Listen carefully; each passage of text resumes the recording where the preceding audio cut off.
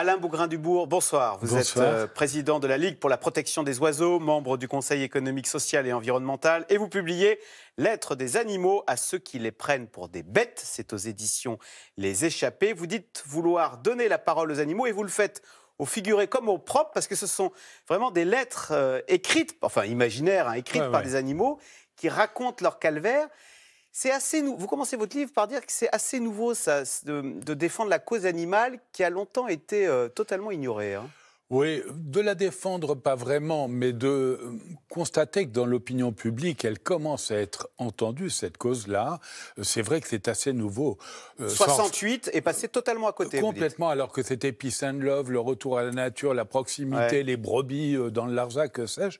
Non, mais même le siècle des Lumières, qui devait effacer l'obscurantisme et à travers le savoir nous amener à comprendre qu'on était finalement assez proches de ces animaux, de nos voisins de planète. Même, vous prenez des gens comme Montaigne, admirables, qui ont expliqué déjà la sensibilité de l'animal. Léonard de Vinci, qui dit quand même, globalement, il dit ce qui est considéré comme un meurtre aujourd'hui à l'égard de l'homme sera demain considéré comme un meurtre lorsqu'il s'agira de l'animal. Et puis Socrate et d'autres. Et puis on est passé à côté. Je crois qu'aujourd'hui, grâce notamment aux images qu'on a cachées pendant si longtemps, les coulisses des élevages en batterie, les abattoirs et tout, ça progresse. Alors justement, vous nous sensibilisez à cette cause animale via différentes lettres qui concernent différents... Alors la première lettre, c'est la lettre du cochon à l'éleveur. Elle est terrifiante. Vous racontez le calvaire des porcelets dès la naissance qui subissent ce que vous appelez la cloison-thérapie. C'est quoi la cloison-thérapie, Alain Bougrain-Dubourg ? C'est une méthode assez surréaliste qui consiste à tuer les petits porcelets que l'on trouve trop faibles, en surnombre, que sais-je encore, en les jetant contre un mur. Et c'est recommandé par l'Institut du porc, quand même. On n'a rien trouvé d'autre pour tuer un petit porcelet que le balancer contre le mur. Et c'est admis, c'est la méthode admise. Et pourquoi ne les garde-t-on pas, ces petits porcelets, à la naissance ? Qu'est-ce qu'ils ont fait de mal ? C'est l'homme qui a fait une chose singulière, c'est qu'il a fabriqué des cochons nouveaux. Autrefois, il y avait des dizaines et des dizaines de races de cochons très localisées. Il y en a près de 20 races qui ont disparu dans le siècle dernier, dans les dernières décennies. Aujourd'hui, il y a 3-4 races dominantes qui produisent énormément, et les truies ont plus de petits que de mamelles. Parce qu'on a quasiment génétiquement modifié les cochons, ce qui fait qu'ils ont surproducteurs, et ils font 20 petits alors qu'il y a 16 mamelles. Qu'est-ce qu'on fait des 4 ? On prend les plus faibles et puis on les jette contre les cloisons. Alors, ensuite... Mais le pire, très honnêtement, alors pour ceux qui survivent, donc il y a différentes épreuves, on leur meule les dents. On leur meule les dents sans anesthésie. Quand vous allez chez le dentiste, vous savez, vous imaginez ce que c'est. On leur coupe la queue sans anesthésie et on les castre. C'est-à-dire, on fait une ouverture avec le doigt, on retire. Pourquoi les castre-t-on ? On les castre parce que quand ils vont atteindre la maturité sexuelle, ils dégagent une odeur qui est déplaisante dans la consommation. C'est-à-dire qu'il suffirait, comme dans d'autres pays, de les tuer, de les abattre juste avant la maturité sexuelle. Voilà. Il y a des pays en Europe où c'est évidemment interdit. En France, on s'en fout. On fait subir des horreurs à ces animaux. Oui, vous dites que c'est moins le cas en Europe du Nord, on a plus de respect. Parce que la castration à vif sans anesthésie, c'est épouvantable. C'est insupportable. Mais le meulage des dents, la coupe d'un... Mais alors, Alain Bougrain-Dubourg, on en revient presque à se sentir coupable quand on mange une tranche de jambon après avoir lu cette lettre. Qu'est-ce que vous faites ? Vous en mangez encore du jambon ? On ne peut rien. Non, très honnêtement. Si, il y a quand même, moi je recommande, il y a des éleveurs qui font bien les choses, qui sont sensibles à cette situation et qui ne... l'élevage bio, des cochons bio, les labels rouges, etc., tout ça prend en compte justement la condition de l'animal. Et dès lors, moi, je n'invite pas à manger de la viande, mais je suis pas là pour dire qu'on arrête. Il y a des labels qui tiennent compte du bien-être animal. Tout à fait. Il y a aussi la lettre des poussins qui subissent le même sort à la naissance. On va voir une photo épouvantable. On les reconnaît à peine, les poussins, tellement ils sont broyés. Vous racontez dans votre livre, il ne fait pas bon naître mâle. Oui, parce que comme on prend des poules pondeuses, dès qu'on est mâle, on n'a pas d'intérêt. Et là encore, ce sont des animaux fabriqués. Et ce qui est fait pour la ponte ne peut pas être fait pour la chair. C'est-à-dire, on se dit, tiens, les mâles, on pourrait les élever, les faire grandir. Non, ce n'est pas des poulets de chair. Je rappelle que le foie gras, là, pour le coup, sont les mâles qu'on va gaver Et les femelles, on les tue de la même manière. 40 millions d'animaux, quand même. Voilà. Donc ça, c'est interdit dans d'autres pays qui font tout simplement un truc. Ils arrivent à identifier dans l'œuf la nature. Est-ce que c'est un mâle ou une femelle?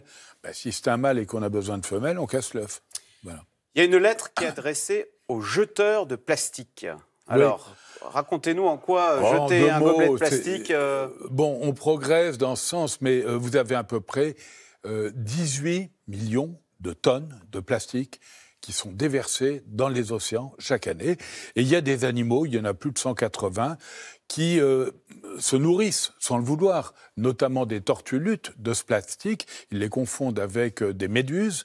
Et certains oiseaux pélagiques qui vivent en haute mer mangent également du plastique sans le savoir. Vous dites que c'est l'équivalent, pour un homme, ce serait l'équivalent de 20 kilos, comme si on mangeait 20 kilos de plastique. Voilà. On a retrouvé chez les pétrels, ce sont des oiseaux marins, 200 grammes, c'est l'équivalent de 20 kilos pour un homme. Lettre du rat de laboratoire adressée aux chercheurs. Mais alors ça, dans cette lettre, vous donnez ce sondage, vous dites les 2 tiers des Européens admettent qu'on fasse des expériences animales pour la recherche médicale sur un rat de laboratoire. C'est vrai qu'un rat de laboratoire, on se dit, ça n'est qu'un rat. Alors ils ne sont pas d'accord sur les primates, les singes, sur les chiens, ils n'aiment pas, sur les oui, rats. On est contre les souris. expériences sur des singes, mais sur les rats, on est d'accord. On l'admet plus volontiers. Alors, ce que je constate en tout cas, c'est que la Commission européenne est très attentive et l'objectif de la Commission, c'est de se passer de l'expérimentation animale.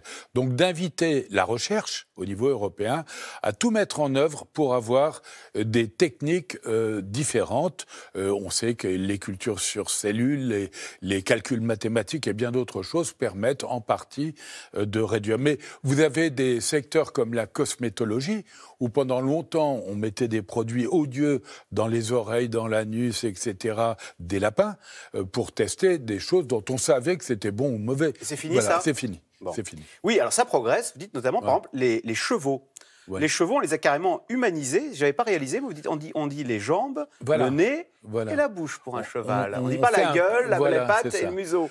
C'est la plus noble conquête de l'homme, disait Buffon.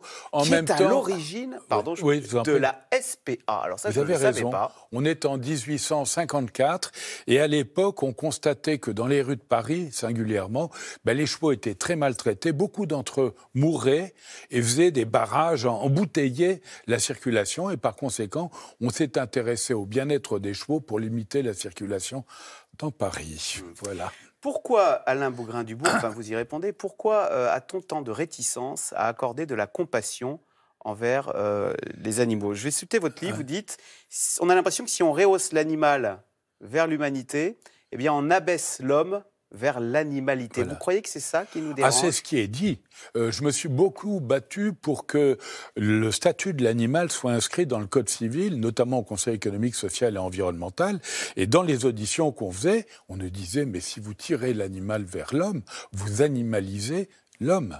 Et c'est incroyable de constater, alors qu'il y a des progrès admirables de l'éthologie, l'étude du comportement animal, qui constate nos rapprochements au-delà de l'ADN et tout. Bon, je vais prendre un exemple, la sexualité. On croyait pendant longtemps que les animaux baisaient, faisaient l'amour pour pérenniser l'espèce. Non, beaucoup d'entre eux, les dauphins, le font par plaisir, les bonobos, etc.